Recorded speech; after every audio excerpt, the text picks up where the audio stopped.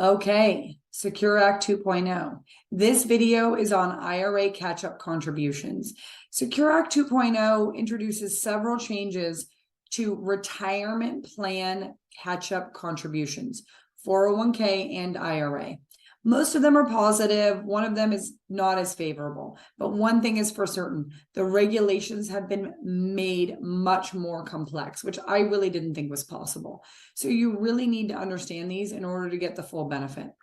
There's some necessary background information that honestly are basics and hopefully everybody already knows, but I want to cover them so I don't lose anybody.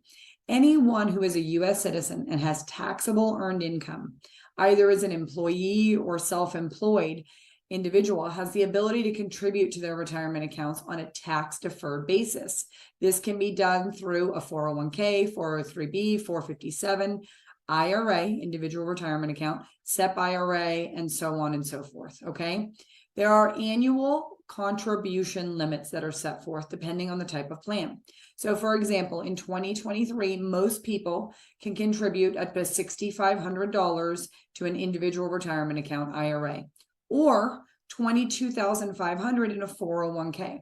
Once you reach age 50, you're permitted by existing law to make what's known as a catch-up contribution, okay? And this is important. Congress designed this so that you can accelerate your savings as you get closer to retirement. In an IRA, you can contribute an additional $1,000 once you are over 50, okay?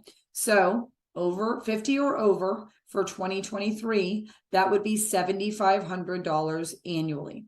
And in a 401k, you can now contribute an additional $7,500 catch-up contribution, totaling $30,000 for 2023.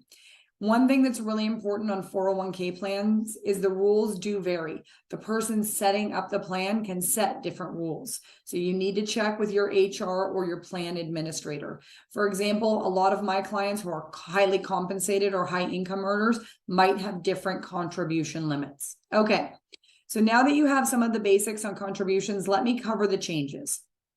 Secure Act 2.0 changed the rules for these catch-up contributions. Most of them are pretty good. One of them is definitely not going to be popular.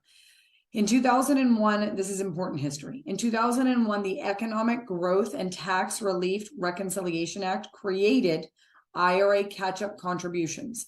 It also indexed the regular annual retirement account contribution limits to inflation for the first time. So when it introduced the catch-up contribution, it was $500, not indexed to inflation, flat, okay? Then in 2006, the Pension Protection Act doubled the original catch-up contribution to a new $1,000, still flat, failed to adjust that cap for inflation in future years. Okay, so that was the last time that Congress raised the catch-up contribution limits. It remained the same $1,000 for the last 16 years. Section 108 of Secure Act 2.0 will finally allow the IRA contribution limit catch-up to automatically adjust for inflation, effective in 2024.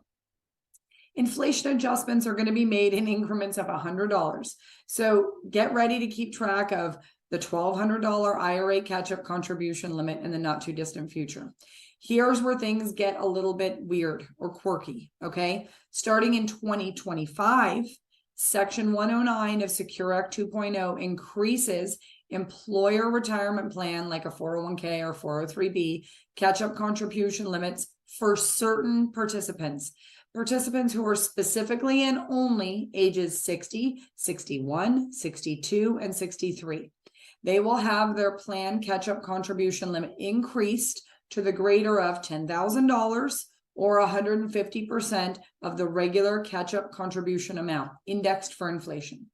Similarly, small employer plans, such as a simple plan, those participants who are only ages 60, 61, 62, and 63 at year end will have their plan catch-up contribution limit increased to the greater of $5,000 or 150% of the regular simple catch-up contribution for 2025, again, indexed for inflation.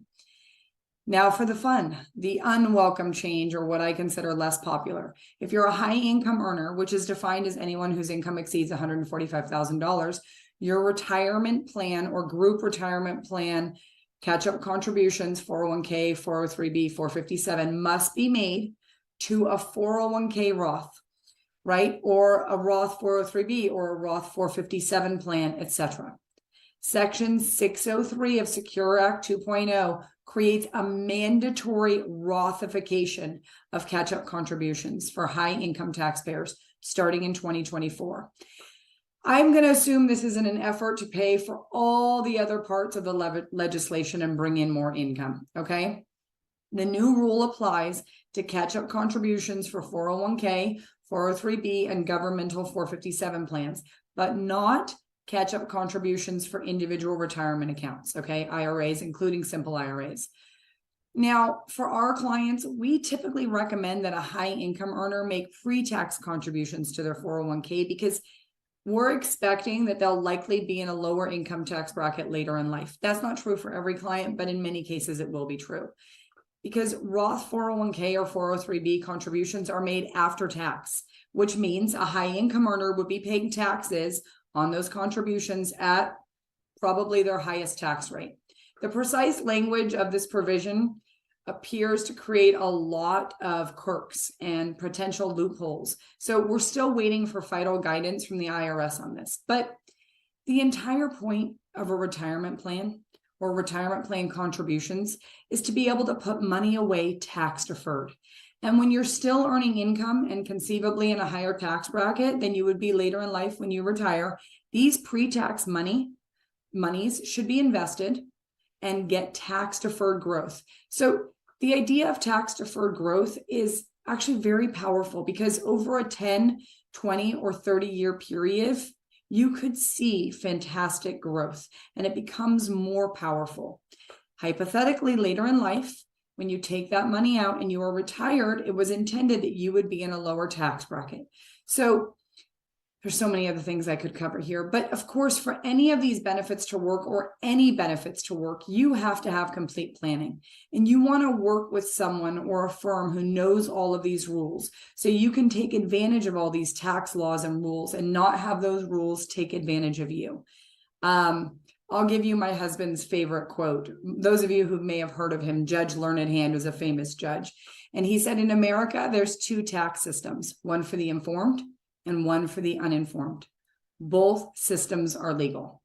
So there's a lot more to know. I can't cover it all here, but if you need help or if you have questions and we can help you in any way, please let us know.